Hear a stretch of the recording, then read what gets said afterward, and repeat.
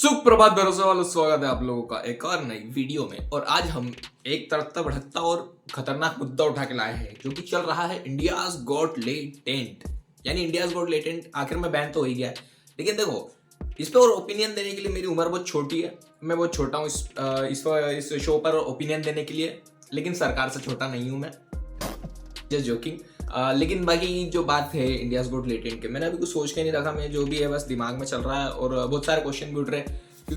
पूछा किसी ने नहीं, क्योंकि देखो इंडियाज गॉट लेटेंट बहुत बड़ा शो था, कई सारे ओटीटीज उसको गिराने के लिए भी करेंगे, उंगली तो करेंगे, क्योंकि आप कोई ऊपर जाओगे, अगर आप ऊपर जाते हो तो कोई ना कोई नीचे होना उंगली करने के लिए, ताकि याद रहे कि अपन जमीन पे है। और फिर भी वो बहुत बड़ा शो बन ही गया था, लगभग बहुत ही बड़ा शो चल रहा था। लेकिन एक रणवीर अलावादिया ने एक जोक मार दिया जो कि उसका नहीं है, उसका है भी नहीं, चोमू ने कॉपी करा, और मैं भी मानता हूँ रणवीर अलावादिया उसने वो कॉपी करा। और ये सब एक जोक के ऊपर तो इतना चलो मान लिया, उसने सॉरी भी बोल दिया, लेकिन एक जोक के ऊपर एफआईआर कर दी, तो भाई वेब सीरीज वालों को तो फांसी दे देनी चाहिए। मैं तुम्हारे बाप का नौकर नहीं हूँ।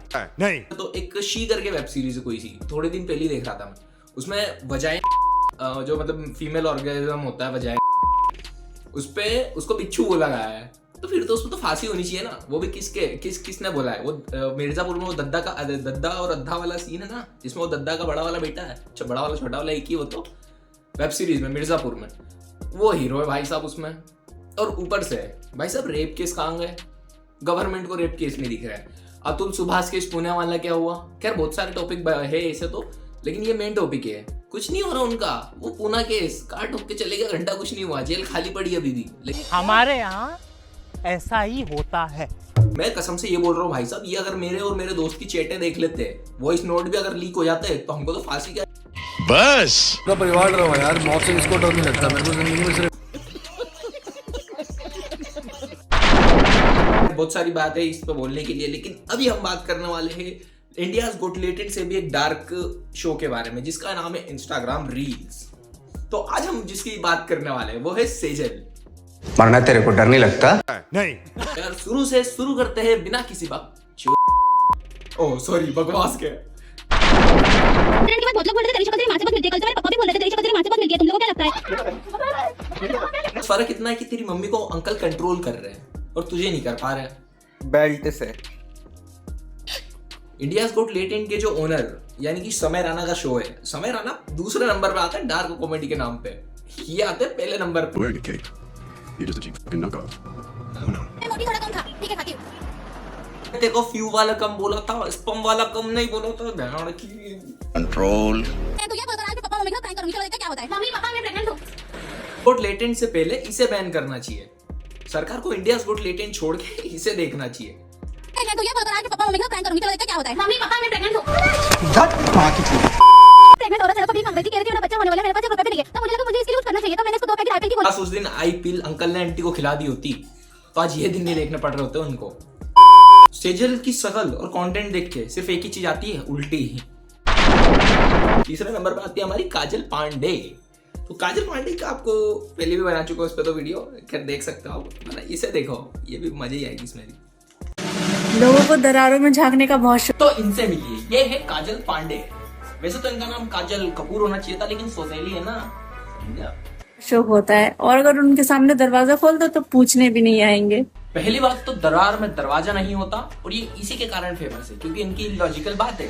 देखो निपोटिज्म तो यहाँ भी हो रहा है, क्योंकि श्रद्धा कपूर अपनी एक्टिंग के थ्रू जानी जाती है और ये श्रद्धा कपूर के थ्रू जानी जाती है। अब मेरे को तो दिखता नहीं कि कहाँ से दिखती है श्रद्धा कपूर जैसे, लेकिन थोड़ा बहुत फर्क है, 19-20 का सिर्फ। 19-20 का फर्क है, 19-20 का। बस इनमें और श्रद्धा कपूर में फर्क इतना है 19-20 का, कि ये डबल मीनिंग बातें करती है और श्रद्धा कपूर एक्टिंग अच्छी करती है, बाकी तो आप जान ही जाओगे। वैसे तो मैं वेजिटेरियन हूँ, लेकिन मैं वो व्हाइट वाली मछली पी लेती हूँ जिसकी बहुत लंबी सी पूंछ होती है और जो बहुत तेज बहती है। देखो लालच मत दो, वरना मैं वो मछली सब लालच मत दो, वरना मैं वो मछली सप्लाई करने को आ जाऊंगा। अबे भाई मैं ये नहीं बोल रहा, मैं ये काका बोल रहा है, काका बिल्लो बग्गे बिल्लियां दा की करेगी वाला। बिल्लो बग्गे बिल्ले यहाँ दा की करेंगी। ब्ले की बदमाश गाने छोड़ के ये कमेंट कर रहे हैं वहां पे। मैं गाने बनाओ, नहीं तो बिल्लियां तो भग गई तुम्हारी। काले दे लिबास दी शकीन बेकार है भैया, मैं तो टूट गया। अंकल आप मेरी एक हेल्प करेंगे क्या?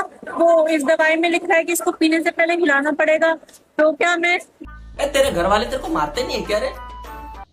पहले मैं व्हाइट चॉकलेट खाती थी जो मुझे बिल्कुल पसंद नहीं थी, फिर मैंने अपने बॉयफ्रेंड को छोड़ के नया बॉयफ्रेंड बना लिया और अब मैं डार्क चॉकलेट खाती हूँ। अभी समझ में आया कि काका मैसेज क्यों कर रहा था। काले दे लिबास दी शकीन कुड़ी दूर दूर जावे मेरे काले रंग दी। अकेली हूँ मगर काफी हूँ।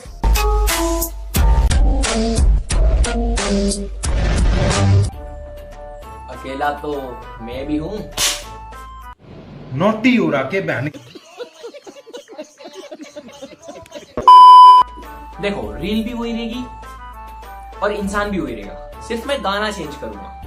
अकेली हूँ मगर काफी हूँ।